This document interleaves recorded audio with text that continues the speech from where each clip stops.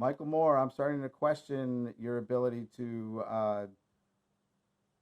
judge other people's credibility based on facts, like we just looked up here. Okay, so let's keep going. Got to be objective, got to be fair. So far, we are 14 minutes into the film, and I've got, I think, three red flags. Let's go. Hey, I'm back. So I had to pause it again. Here they are looking at a big solar array that's owned by a power company, and somebody asked him how many homes it could power. Anyway, he hems and haws a little bit and finally comes around to the answer, which is these panels on an annual basis make about the same amount of power as 10 homes use.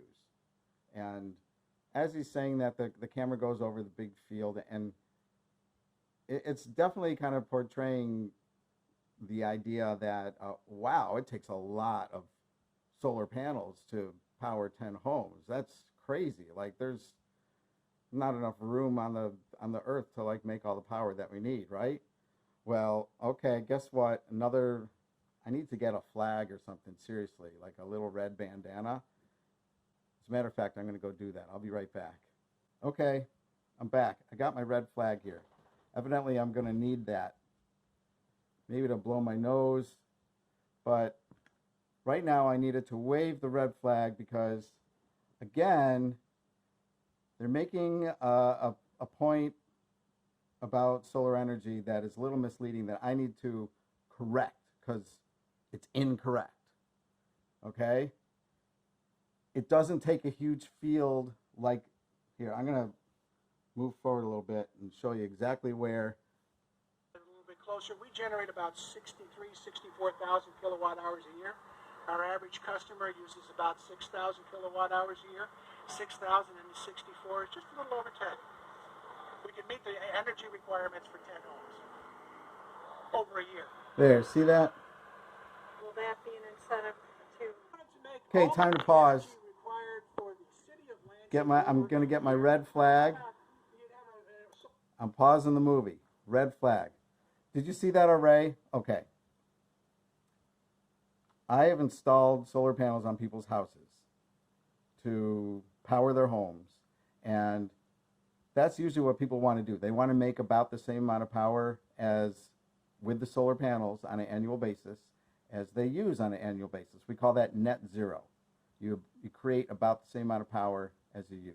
Okay, now, here's why this is a really bad example and this is bad journalism and why I'm grabbing my red flag. First of all, those panels that they're displaying there are very inefficient panels. He points out, he says these panels are about 8% efficient, and they're flexible, which sounds cool too. I'm not sure why that's cool if you're putting them out on big arrays like this. Okay, now we have to have a little solar energy lesson here. When you put solar panels on your roof in your home, first of all, you would not use this kind of solar panels. The kinds that are flexible, guess what? They degrade over time. And they're also less efficient than the normal kind of solar panels that smart people would put on top of their homes. But right now, today, as I record this video and watch this, if we want to call it a movie, the amorphous solar panels are more expensive, they don't last as long, and they're less efficient.